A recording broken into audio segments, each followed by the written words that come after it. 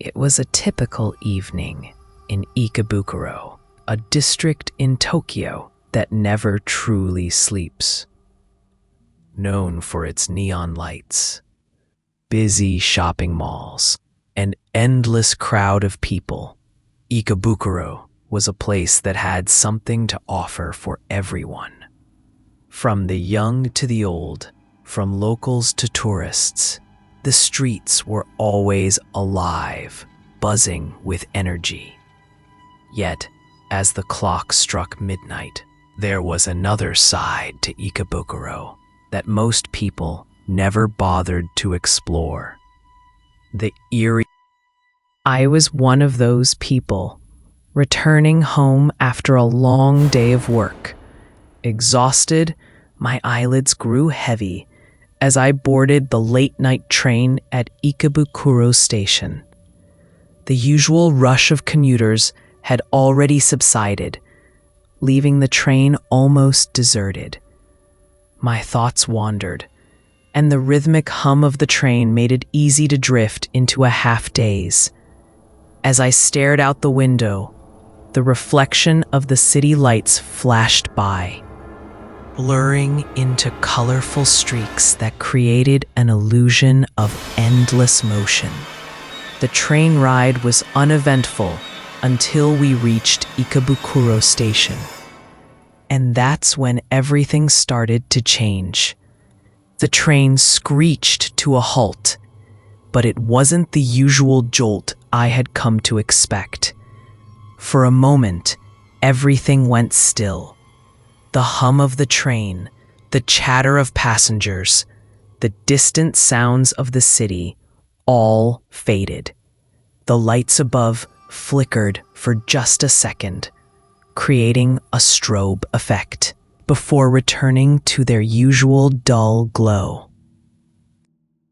I glanced around, wondering why the train had stopped in the middle of the station. At first, I thought it was just a technical delay. But as I looked out the window, I saw no one else in sight. The platform was empty, save for a few scattered shadows. The station, which was typically a flurry of activity, felt unusually desolate. It was in that moment of eerie stillness that I heard it. A voice. It was soft at first, almost like a whisper, floating through the air. I strained to hear it, wondering if I was imagining things. The sound was so faint, so subtle, that I wasn't sure if it had come from the train or the station itself. My heart started to race, and an unsettling feeling began to creep up my spine. The voice didn't make sense. It wasn't just a passing sound. It seemed deliberate, as if someone was calling me, trying to get my attention. The whisper was familiar, yet foreign, like an old memory trying to resurface. I turned my head to see if anyone else had heard it. The train was almost completely empty. I could make out the few remaining passengers sitting quietly in their seats, absorbed in their phones or lost in their own thoughts. But one woman caught my eye. She was sitting across from me, her eyes wide open, her body tense. Her gaze was fixed on the dark platform outside the train, and for a brief moment, I thought I saw a flicker of fear in her expression. The woman's lips parted, and she whispered to me, "It's him, the phantom of the underground." Her voice was barely above a murmur, but her words cut through the silence with an unsettling clarity. I couldn't shake the chill that ran down my spine as I looked at her. She wasn't speaking casually. There was something in her voice, a deep, instinctive fear that made it clear she wasn't just talking about some urban myth. She knew what she was talking about. I glanced back at the platform. The lights flickered again, casting long shadows against the walls. But there was something more than just darkness. It was as if the shadows were moving, shifting, like they were alive. For a brief moment, I thought I saw something, or someone, standing at the far end of the platform, just outside the train's reach. But the figure was too far away, and the train was too far from the station to make out any details. "Don't look," the woman said sharply, her voice trembling. She looked directly at me, her eyes wide with panic. "He's always watching, always waiting." I didn't understand what she meant, but before I could respond, she hurriedly stood up and bolted for the train's exit. I watched her disappear into the dimly lit platform, her footsteps echoing in the silence. I stayed seated, my heart pounding. My thoughts raced, trying to make sense of what had just happened. The woman's words replayed in my mind, but they made no sense. The phantom of the underground? Was this some kind of joke? I had heard stories about ghosts and legends in Tokyo, but I never really took them seriously. I had always believed they were just that, stories meant to spook tourists or entertain during the long, quiet hours of the night. But the whisper, the woman's frantic warning, the chilling atmosphere that seemed to settle over the train, it was all too real to ignore. There was something about Ikebukuro Station, something about the underground tunnels that felt different, otherworldly. The more I thought about it, the more it seemed like something was hidden beneath the city's surface, a secret that the rest of Tokyo had long forgotten or chosen to ignore. The train doors slid open with a soft hiss, and I stumbled off the train. The platform was now more crowded, with late-night commuters making their way toward the exits. But the eerie silence from earlier still clung to the air, as though it hadn't left. As I walked toward the exit, I couldn't shake the feeling that something was watching me. It wasn't the usual sense of unease you get when you're alone in a dark place. No, this was different. It was as if the very air around me had become heavier, as though it were closing in on me. I glanced back at the tracks, half expecting to see that same figure standing at the end of the platform. But the station was empty now, just as it should have been. Yet, something told me it wasn't over. I couldn't explain it, but I knew that this wasn't the last time I would hear the whispers of the underground. There was something, or someone, waiting down there in the shadows, ready to call out again. And next time, I wasn't sure I'd be able to ignore it. I hurried out of the station, my heart still racing. But as I stepped into the bustling streets of Ikebukuro, I felt a strange sense of dread settle over me.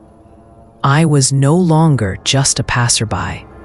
I had heard it, I had felt it, and now I was part of the legend. The phantom of the underground had found me. I couldn't shake the feeling. That night, I lay awake, staring at the ceiling, replaying the events that had happened at Ikebukuro Station. The woman's warning, her frantic whisper about the phantom of the underground, lingered in my mind like an echo I couldn't escape. It felt as though I had been touched by something dark, something ancient, and now it was impossible to ignore. The feeling of being watched, the whisper that seemed to come from nowhere, and the chilling presence that had settled in my chest. It was all too real. I tossed and turned in bed, trying to convince myself it was just my imagination, a trick of the mind. But deep down, I knew better. There was something down there, in the tunnels beneath Ikebukuro, something that had been there long before I even knew about it, something I had unwittingly stepped into. I couldn't shake the feeling that there was more to the story. So, with restless determination, I pulled myself out of bed and began to search. I started looking for any information I could find about the phantom of the underground. My mind was racing, trying to make sense of the encounter. I didn't expect much at first, just maybe some old stories, some tales spun by those who were curious, bored, or perhaps seeking to make a legend out of nothing. But what I found sent a chill down my spine. The story of the phantom of the underground, it turned out, was far older than I could have imagined. It wasn't just an urban myth or a tale passed on by word of mouth. It was deeply rooted in the history of Ikebukuro itself, a hidden part of Tokyo's dark past. The more I dug, the more unsettling details surfaced. A legend dates back many years ago, before the modern-day Ikebukuro we know. A commuter, a regular office worker, had been on the late-night train home. He had been working long hours, exhausted, and eager to get back to his small apartment. The train was mostly empty, with only a few other passengers scattered throughout. As he rode, the rhythmic sway of the train and the soft hum of its machinery lulled him into a state of near sleep. But something went wrong. When the train pulled into the next station, he was still half asleep, too tired to notice that it wasn't his stop. The man stepped off the train at the wrong station, confused and groggy. As the train doors closed behind him, he realized his mistake.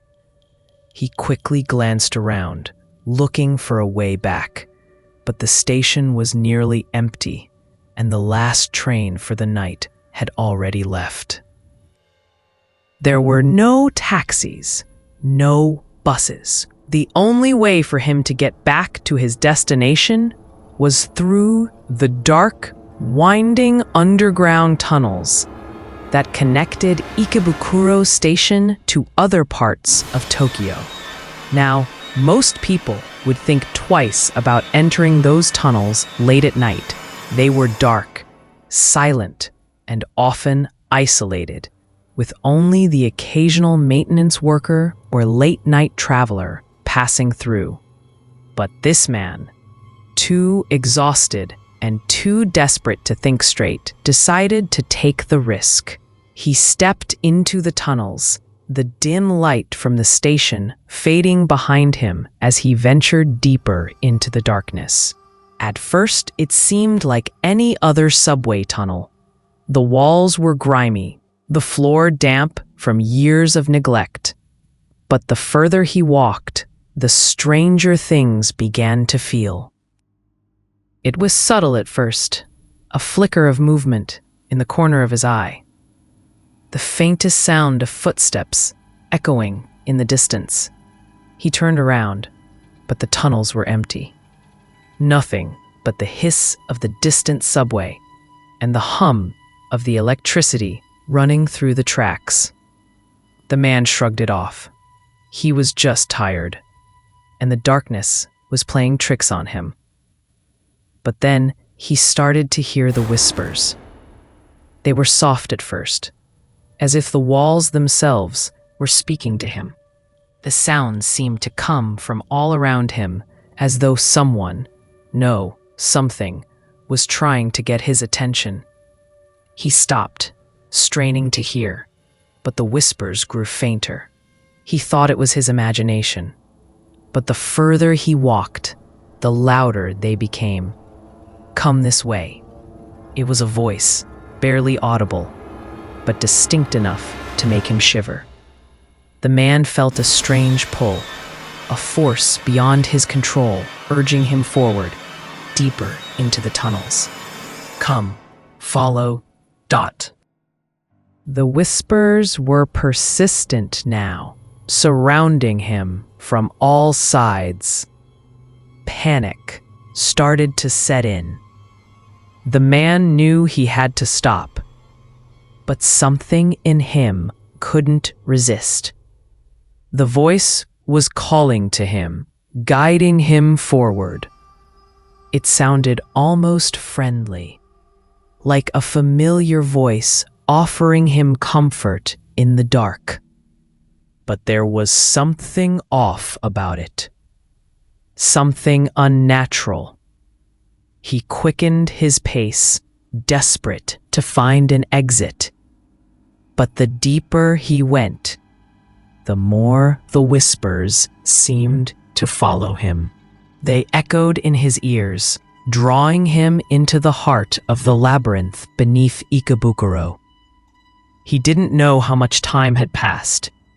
The darkness was all-encompassing, and the whispering seemed to have a rhythm, a strange cadence that almost felt like it was leading him somewhere.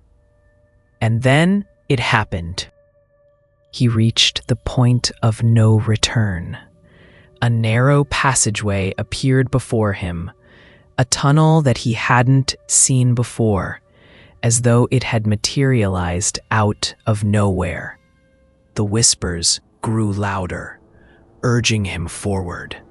The air grew colder, heavier, as though the very atmosphere around him had changed. He stepped into the narrow passage without thinking. The walls were closing in on him, and the darkness felt suffocating. The whispering was now deafening, a cacophony of voices calling his name, urging him to continue, to follow, to never stop. But there was no escape. The man had crossed into the realm of the phantom of the underground, and it was too late for him to turn back. The last thing anyone ever heard of the man was a scream, sharp and piercing, before the tunnels fell silent once more. His body was never found. The authorities searched the underground tunnels for days, but there was no trace of him. No blood, no clothing, no personal belongings. It was as if he had vanished into thin air. As the years passed, the legend of the phantom grew. It wasn't just a story to be told at parties or whispered among friends. It was a warning. Those who wandered too far into the underground tunnels, especially at night, risked encountering the same fate. The whispers, they say, were still there, waiting for anyone who dares to listen. They are the lost souls of those who have followed the voice, those who have been led into the darkness and never returned. The man who started it all, his spirit is said to still wander those tunnels, forever searching for new victims to join him in his eternal journey through the underground. The whispers are his calling card, his way of beckoning you in, pulling you deeper and deeper into the labyrinth of the unknown. They are the last thing you'll hear before you vanish forever. As I sat there, reading the stories and rumors surrounding the phantom, I could feel the weight of the legend pressing down on me. I knew I had to see it for myself. The curiosity gnawed at me, and I couldn't stop thinking about the woman's warning. Maybe it was reckless, maybe it was foolish, but something inside me needed to know more. The following evening, I found myself once again at Ikebukuro Station, the station where it all began. This time, I wasn't just a bystander. I was part of the legend. I had to know if the whispers were real, if the phantom of the underground was more than just a story. I had to face it head on, or I would never be free of the feeling that something dark was following me. As the train pulled into the station, I stepped off, my heart racing in anticipation.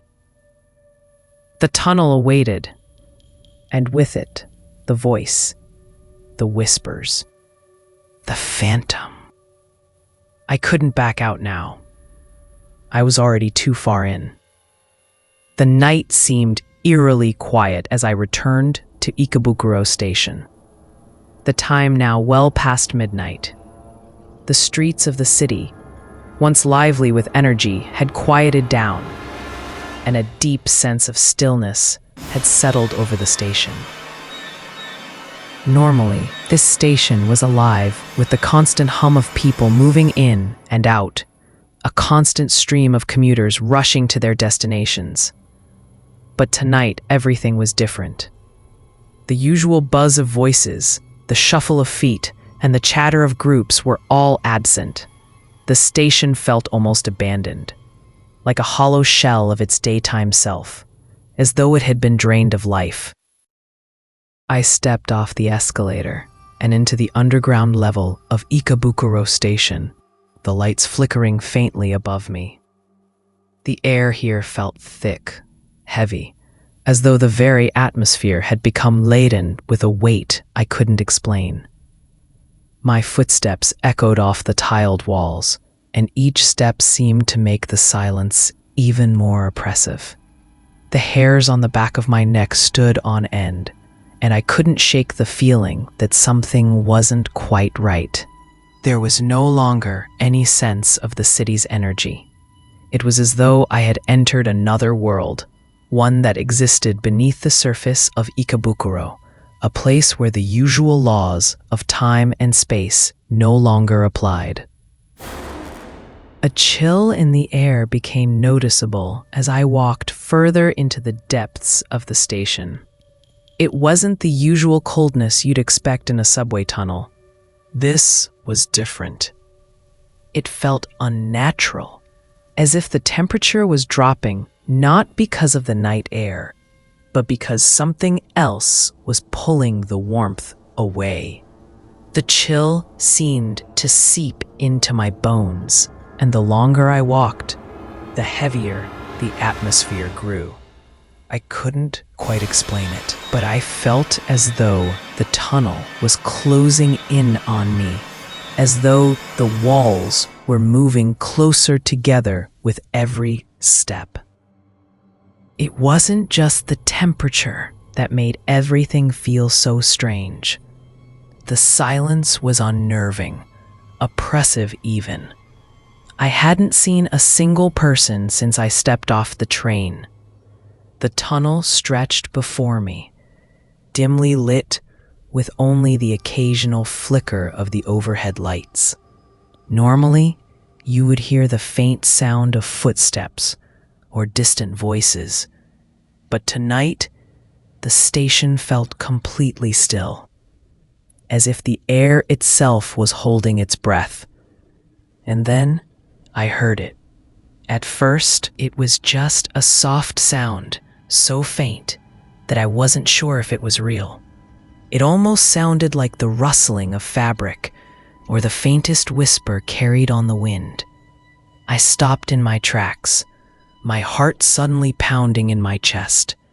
I strained my ears, trying to listen more closely. But then it came again, clearer this time.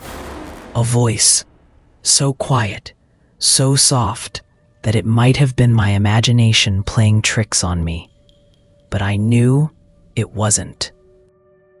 A whisper was barely audible, like a faint breeze brushing against my ear. But it wasn't just a sound in the air.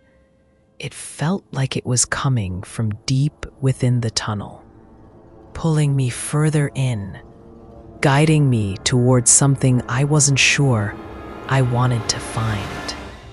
My feet moved on their own, compelled by the sound, and my pulse quickened. There was something undeniably eerie about the voice. It wasn't comforting or reassuring. It was a presence, something dark, something ancient. "Come closer," the whisper said. The voice sounded as if it were coming from right behind me. I spun around, my heart racing, my body tense, expecting to find someone standing there. But the tunnel was empty. There was no one behind me, no shadow in the dim light, nothing at all except the cold, empty air. I took a deep breath, trying to calm myself. My mind screamed that this couldn't be real, that it had to be some trick of the mind, a product of my anxiety, of my curiosity getting the better of me. But the voice was still there, lingering in the back of my mind, growing louder, more insistent. I tried to shake it off. There had to be a logical explanation. Maybe it was just the sound of the air moving through the vents. Maybe it was the rustling of paper or something else. But as I stood there, still and silent, the whisper came again, this time much clearer, almost as though it were speaking directly into my ear. "Come deeper," the voice coaxed. It wasn't the wind. It wasn't a trick of my imagination. The voice was real. I could feel my heart thumping in my chest, the cold sweat beginning to form on the back of my neck. Despite every instinct in my body screaming for me to leave, to turn around and get out of the station, I found myself moving forward. My legs felt heavy, as though they were dragging me into the darkness. The voice called again, softer now, but still pulling me in. It was almost like an invitation, but there was something sinister about it. I hesitated, my feet planted firmly on the ground, and tried to steady my breathing. I had to think. There had to be a rational explanation.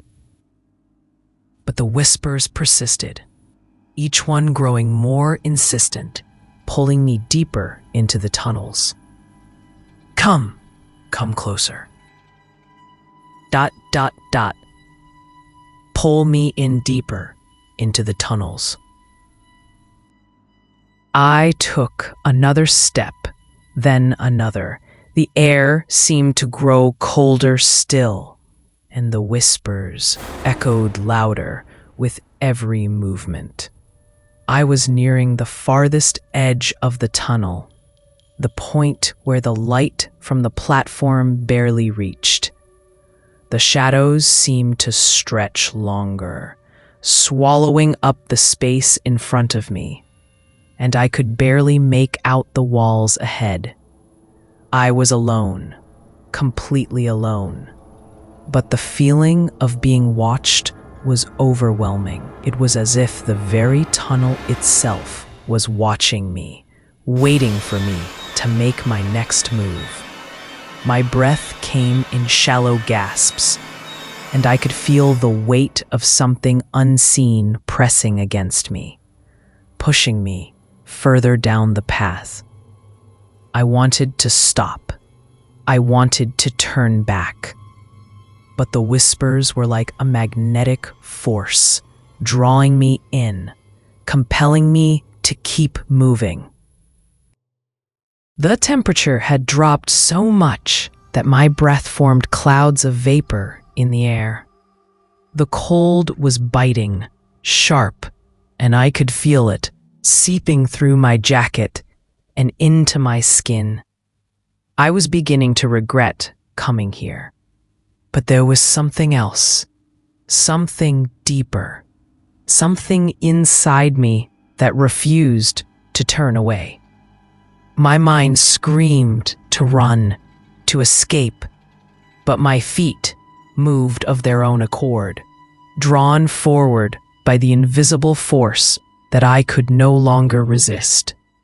And then I heard something else, a faint rustling sound, like footsteps, but not from behind me.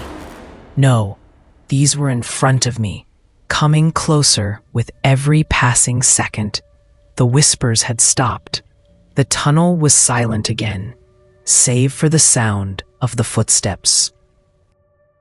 I froze in place, my heart thudding painfully in my chest. I strained my ears, trying to hear where the footsteps were coming from. But I couldn't tell. They were too faint, too far away. Yet I knew someone, no, something, was there. I could feel it in the pit of my stomach. The hairs on the back of my neck stood on end as I waited, as the sound of the footsteps grew closer. I took one last look behind me, but the tunnel stretched behind me, like an endless void. There was nothing there, nothing at all. The footsteps continued, steady and sure, as if they were walking toward me. But just as I braced myself for the inevitable, the footsteps stopped. A shiver ran down my spine, my breath catching in my throat. I turned slowly, heart pounding in my chest, and there it was. A shadow, just at the edge of the light, standing there, motionless. I couldn't see its face, only the silhouette of a figure, tall and unmoving, as though it had been waiting for me all along. The silence was suffocating now. I opened my mouth to speak, but no words came out. My throat was dry, my tongue heavy, as though I couldn't breathe properly. The figure didn't move. It just stood there, watching me, waiting. And then, in a voice that sounded like the very walls of the tunnel themselves, it spoke. "Why did you come?" the figure asked, its voice echoing in the stillness. I didn't answer. I couldn't answer. All I could do was stare at it, frozen in place, as the cold seeped deeper into my bones. The figure took a step forward, and the whisper returned, this time louder than ever before. "Come deeper." I realized then that I had stepped into something I couldn't escape. The phantom of the underground wasn't just a story. It was real. And now, it was too late to turn back. I kept walking, though every step felt heavier than the last. The cold was starting to settle deeper into my bones, creeping up from the soles of my shoes, spreading through my legs, my chest, and finally wrapping around my heart. It wasn't just the temperature anymore. It was something else, something unnatural, seeping into the very air I breathed. There were no other people here, no footsteps in the distance, no echoes of commuters, no sign of anyone else. The entire tunnel was empty, barren, as if I had stepped into a place that existed outside the normal world. The whispers, however, were relentless. They followed me, but they weren't like the quiet murmurs I'd heard before. They had grown louder, more insistent. It was as if something or someone was drawing closer, just beyond my sight, calling me forward.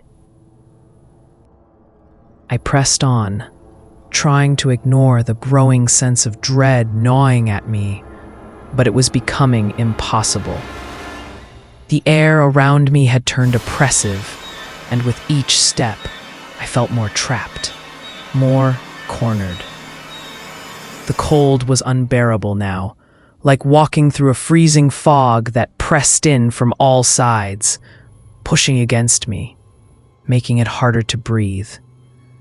I pulled my jacket tighter around me, but it offered no warmth. It was like the very essence of the tunnel was draining me of my heat, draining me of everything. And then it happened, a touch. At first, I thought it was just my imagination, but then I felt it again. This time, unmistakable. A hand, cold as ice, pressing against the small of my back. It was like the touch of a corpse, a frozen, lifeless hand that had been buried for years, decades maybe, under the weight of time and darkness. The coldness was unbearable, like it was coming from a place far, colder than anything human. It wasn't just the touch of someone's hand. It was as though something dead, something unnatural, was trying to pull me into its depths. I spun around, heart hammering in my chest, expecting to see someone behind me. But there was nothing, no one. The tunnel stretched behind me, empty and still, just as it had been when I first entered. I was alone, or at least I thought I was. But the cold still lingered. The hand that had touched me hadn't disappeared. It felt like it was still there, pressing against my skin, leaving a trace of frozen dread in its wake. I stumbled back a few steps, trying to steady my breathing, but my chest felt tight, my throat dry. It was hard to think clearly. The whispers had stopped for a moment, but the silence felt more suffocating than before. I could hear the pounding of my own heartbeat in my ears, and the only sound that followed was the faint scuff of my feet against the cold concrete floor. That's when I saw them. At first, I thought it was just the shadows playing tricks on my eyes, but as I squinted into the dim light, I could make out faint marks on the wall. Scratches, deep, jagged, claw-like marks that scarred the surface of the tunnel. Some of them were long, stretching across the wall in chaotic patterns, while others were short, quick slashes, as if someone had tried to dig their way out. I took a hesitant step closer, my body trembling with both fear and the lingering cold, and reached out to touch the wall. The scratches were real. I could feel the rough texture of them under my fingers, like the gouge of something that had been clawing at the walls in desperation, trying to escape. But as I looked closer, a sense of horror swept over me. Above the scratches, written in faded red letters, was a message. It wasn't big, but it stood out against the darkness, as though the words had been etched into the very fabric of the tunnel. "He's waiting for you." The words felt like a punch to my stomach, like they had been burned into the wall with some dark force. I pulled my hand away from the wall, my breath quickening, and my eyes. "Come closer," they urged. The air grew colder, colder than it had ever been. I could see my breath, coming out invisible clouds, hanging in the air like mist. The temperature had dropped so rapidly that I was starting to lose feeling in my fingers and toes. The cold felt unnatural, as if it wasn't just the absence of warmth, but the presence of something dark and malevolent, something that thrived in the cold. I turned quickly, my feet scrambling for traction, trying to make sense of what was happening. I had to get out. I had to leave, to get away from whatever was in those tunnels. But the deeper I went, the harder it became to move. It felt like the air itself was thickening, like the very atmosphere around me had become dense, solid, and oppressive. My chest tightened, and I couldn't seem to get enough air into my lungs. The whispers were everywhere now, inescapable, swirling around me, growing louder, more demanding. They were calling me forward, urging me into the dark, into the unknown. I turned again, and this time, the tunnel seemed different. The shadows felt deeper, darker. There was something else there now, something moving just beyond the edge of my vision. I couldn't see it, but I felt it. A presence. Something was in the tunnel with me. Something that had been there all along, waiting for me to come closer. The walls were no longer just walls. They felt alive, as if they were pulsing with energy. Their cold fingers reaching out to me, pulling me in. My legs were shaking now, my body. And then I felt it again. A cold hand gripping my arm, not lightly, but with force, pulling me. I screamed, the sound muffled in the air, but I couldn't break free. The hand was there, freezing, like ice, but it wasn't letting go. I looked down at my arm, expecting to see someone, to see something, but there was nothing. The grip tightened, and I could feel my skin turning numb, the cold seeping deeper into my very bones. It was as though the hand was trying to drag me into the depths of the tunnel, into whatever waited in the dark. Panic surged through me, and I wrenched my arm free, stumbling backward. My heart pounded so hard, it felt like it would burst from my chest. I turned, trying to find the way back, but the tunnel stretched on, endless and dark. The whispers had grown into screams, deafening and filled with malice. The cold was unbearable now, and the shadows seemed to reach out with grasping hands, pulling at me, dragging me forward. I couldn't move fast enough. My legs felt like lead, and the air had turned thick, impossible to breathe. I wanted to run, to escape, but there was no escape. The tunnel had become a prison, and I was trapped inside it. That's when I saw it. A figure, standing at the far end of the tunnel. It wasn't human. It was something else, something dark, something ancient. Its eyes were like black voids, endless and hollow, staring at me with an empty, soulless gaze. It stepped forward slowly, and the whispers quieted, replaced by the faintest sound of breathing, slow and deliberate. I wanted to scream, but the fear in my chest had stolen my voice. I was paralyzed, unable to move, unable to tear my eyes away from the figure that now advanced toward me. its presence suffocating. "He's waiting," the voice whispered again, and I knew, deep down, that it was too late to escape.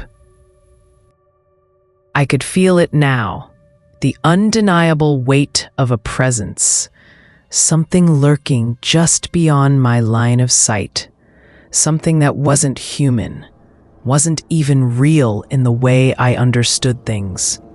It was watching me, waiting for me, and with every step I took, the air seemed to grow thicker, more suffocating. It wasn't like the feeling you get when you're alone in a dark room, or when you think you hear a noise in the night. This was different. This felt ancient, primal, like the world itself was holding its breath, watching, ready to swallow me whole.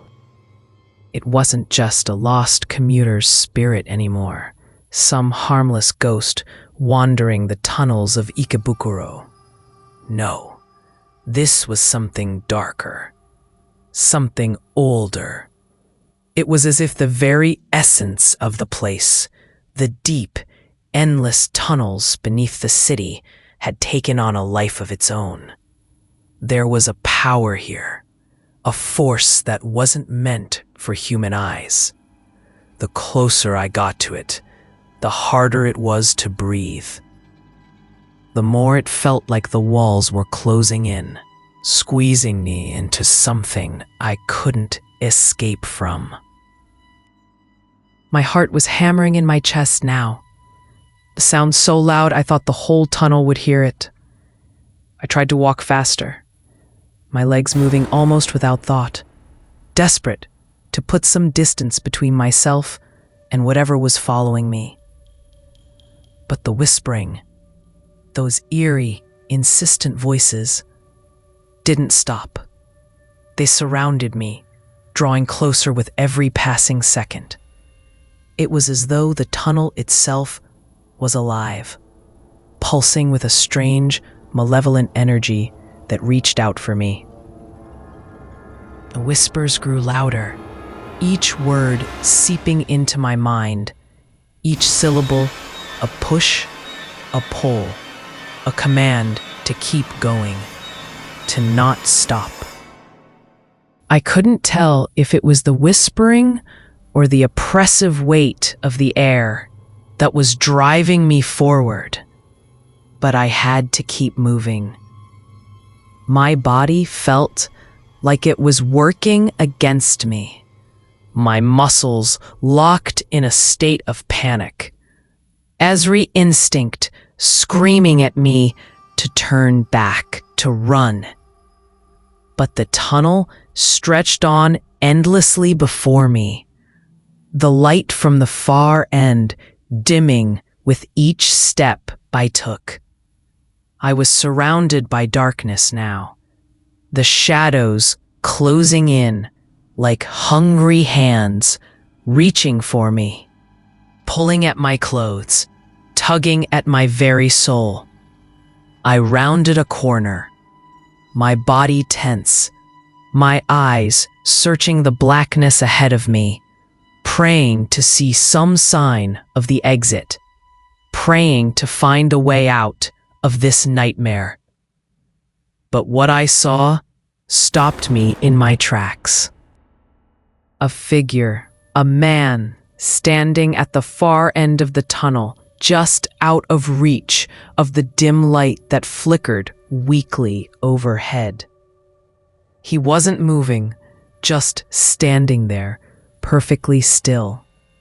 His figure was almost skeletal, pale and ghostly in the darkness, like something that had crawled out of a grave, something that didn't belong in this world.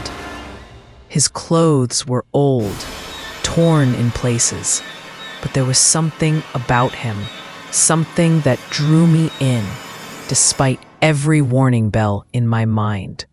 I froze. My legs refused to move, even though every part of me was screaming to run, to get away, to turn back. But I couldn't. The sight of him, the man from the stories, from the legend, was hypnotic. His eyes, deep and hollow, seemed to pierce right through me, their darkness sucking in the light around them, leaving nothing but empty black voids. The air grew colder, colder than anything I had ever felt, and I could see my breath, visible in the freezing air, like smoke escaping from my mouth. He didn't speak at first, just stood there, watching me, his eyes unblinking. The silence between us felt unbearable, like an eternity stretched between breaths. The whispers had stopped. The world seemed to hold its breath. The only sound now was the thundering beat of my heart in my chest, and the soft scraping of my own feet against the cold floor of the tunnel. And then, finally, he spoke. His voice was low, a rasp that seemed to come from somewhere deep, somewhere ancient. It wasn't the voice of a man, not anymore. It sounded like it had been shaped by years, centuries even, of silence, of waiting. His words sent a chill through my body that I couldn't shake. "You shouldn't have come here." His voice was almost a growl, an echo from some forgotten past. It wasn't a warning. It was a statement, a cold fact, as if he had known all along that I would end up here, that I would walk into this place, this trap. My breath caught in my throat. The terror I had been running from, the fear that had been stalking me in the darkness, all came rushing forward in that moment. I wanted to scream, to shout, to do something, anything, to break the silence, to break the tension. But I couldn't. My body wouldn't obey me. The man's gaze never wavered, and I could feel the weight of it, pressing down on me. His eyes seemed to draw me in, making it impossible to look away, like they were feeding on my fear, drinking in every ounce of my panic. The more I stared into those hollow depths, the more I felt myself slipping away, losing control. It was like a spell, and I was helpless to break it. I opened my mouth to speak, but no words came out. The man stepped forward, and I flinched, my heart skipping a beat. His movements were slow, deliberate, each step echoing in the vast emptiness of the tunnel. He wasn't in a hurry. There was no rush. He had all the time in the world, it seemed. "You shouldn't have come here," he repeated, his voice colder now, more insistent. "You should have stayed away. This place is not for the living." I took a step back, my legs shaking, my feet stumbling on the uneven ground. But I couldn't retreat, couldn't escape. He was too close now, and the fear that gripped me made it impossible to move, to breathe.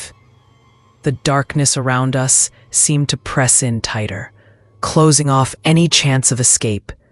My mind screamed for me to run, but I couldn't make my body move. It was like I was frozen in place, paralyzed by the sheer terror of what I was seeing, of what I was hearing. The man stepped closer still, and I could see now that his face was covered in a thin layer of grime, his features gaunt and sunken, as if he had been waiting in the darkness for years, centuries even. His eyes burned with an emptiness, and his pale skin seemed to glow in the dim light. He looked like he had stepped out of a nightmare, a creature that didn't belong in the world of the living. "You've heard the whispers," he continued, his voice growing colder, more insistent. You've felt the pull, haven't you? The call to come deeper, to follow. But you don't understand. You don't know what it means. I wanted to say something, to shout, to ask what he meant, but I couldn't. His presence was overwhelming, suffocating, and I felt like I was suffocating under the weight of it. The terror was crushing, and all I could do was stand there, frozen in place, my heart racing faster than I thought possible. I've been here for so long, the man said, his voice barely a whisper now. I've been waiting for someone like you, someone who couldn't resist the call. His words hit me like a slap. I wanted to scream, to run, to do anything to get away, but there was nowhere to go. The tunnel stretched on forever, the darkness closing in, and the man, this thing, was the only thing that existed now. His eyes locked onto mine, and I felt as though I was sinking, falling into those empty voids, falling deeper into the abyss. I couldn't pull away, couldn't escape. It was as though his gaze had become the world itself. You shouldn't have come here, he repeated, and I knew, deep down, that I would never leave this place. Not alive, not as I had come. Whatever this thing was, it had taken me, and there was no escaping it now. Panic erupted inside me like a tidal wave, crashing over every shred of rational thought I had left. My heart pounded in my chest, every beat a deafening reminder of the terror I was drowning in. The dark figure, the phantom, was still there, his hollow eyes burning through the oppressive shadows of the tunnel. I had only one thought racing through my mind: escape. I ran. I didn't dare look back. I knew that if I did, I would see him again, his pale, ghostly form, standing there, watching me. My legs moved of their own accord, my feet pounding against the cold, hard ground of the tunnel, desperate to get as far away as possible. The whispers had turned into something else now, something worse. They were no longer faint murmurs from the darkness. No, they were screams, distorted and high-pitched, filling the air with their sheer volume. The sound was overwhelming, deafening, clawing at my ears, and it seemed to echo off every wall of the tunnel, as though the very place itself was alive, suffocating me with its endless noise. I pushed myself harder, my breath coming in ragged gasps, my lungs burning, my body on the verge of collapse. But the fear was stronger than my exhaustion. The cold had reached its peak now, and it was no longer just the air. It was inside me, wrapping around my bones, numbing my senses. Something was chasing me. I could feel it. The presence, dark and oppressive, was getting closer with every step.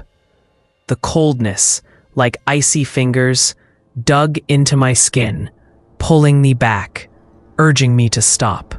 But I couldn't stop. If I did, I knew what would happen. I had to make it to the exit. The lights in the tunnel flickered, casting brief flashes of light that only deepened the shadows.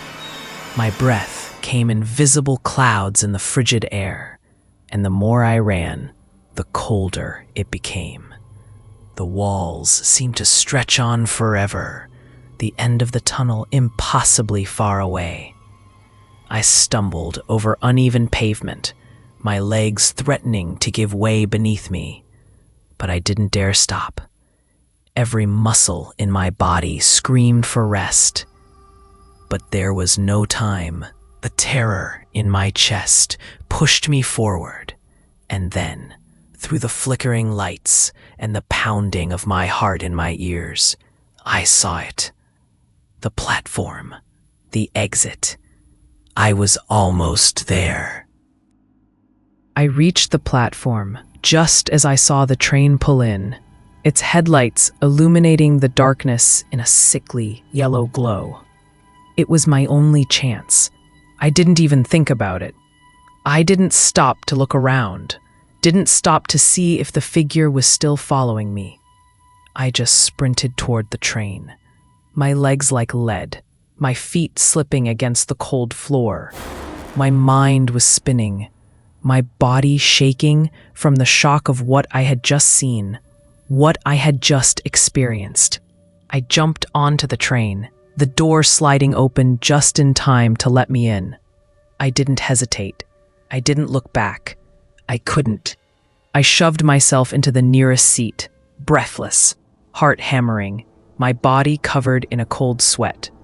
The door closed behind me with a soft thud, and for a brief moment, I thought I had escaped. The train lurched forward, the familiar sound of the engine filling the silence of the car. I sank back into the seat, my chest heaving, as I tried to calm myself, tried to make sense of what had just happened. But even as I sat there, trying to collect my thoughts, I could still hear it. The whispers. They were faint at first, just a fluttering sound in the distance. But then they grew louder, more insistent. The whispers of the phantom. The whispers of the thing I had encountered in the tunnel.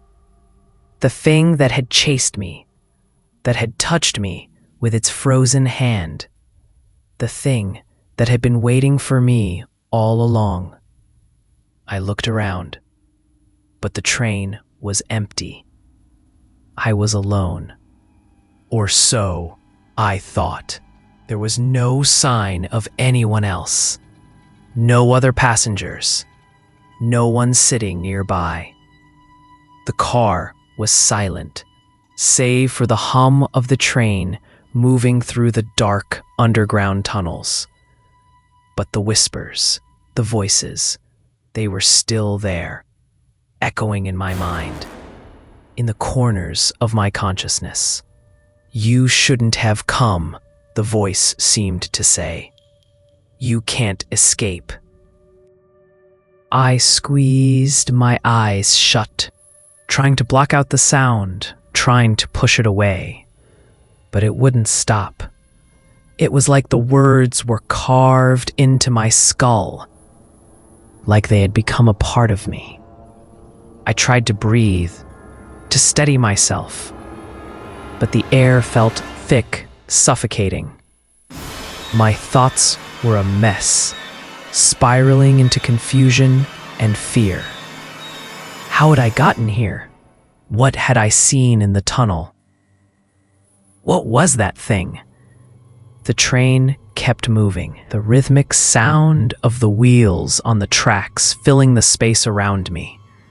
But no matter how much I tried to calm myself, no matter how much I tried to convince myself that I had escaped, I couldn't shake the feeling that something was still there, just out of reach, waiting. I glanced nervously at the doors, half expecting to see the figure standing there, his hollow eyes staring back at me. But there was nothing.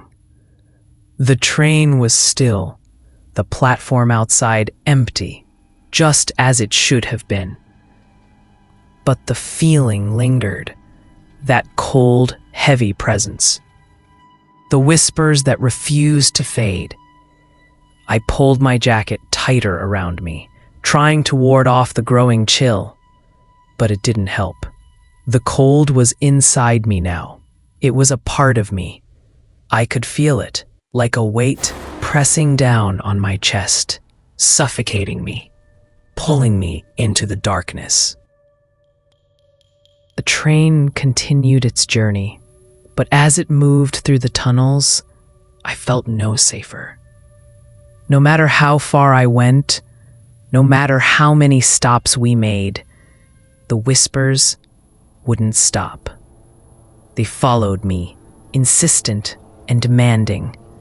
They were always there, just at the edge of my hearing, growing louder with each passing second. They were calling me back, calling me to return, to go back to the tunnel, to face whatever it was that had touched me, that had been waiting for me. I clenched my fists, trying to block out the sound, but it was impossible. The more I tried to ignore it, the stronger it grew. And that's when I realized, deep down, what the whispers meant. They weren't just calling me back to the tunnels. They were calling me to him, the phantom, the thing that had chased me through the darkness, the thing that had touched me with its frozen hand. It wasn't over. Not by a long shot. The train pulled into the next station, and I stumbled to my feet, my legs shaky and unsteady. I had to get out. I had to leave, but as I moved toward the door, something stopped me. It wasn't the sound of the train pulling to a stop. It wasn't the flickering lights. It wasn't even the whispers that had grown louder, more desperate, urging me to turn back. No, it was the eyes. I froze, my heart sinking, my breath catching in my throat. They were there, in the reflection of the train's window, dark, hollow, watching. And in that moment, I knew, no matter how far I ran, no matter how many times I tried to escape, the phantom would always be there, just behind me, always watching. Because once you hear the whispers, once you feel the cold touch, it's too late. You'll never escape the tunnels of Ikebukuro, because the phantom is always waiting.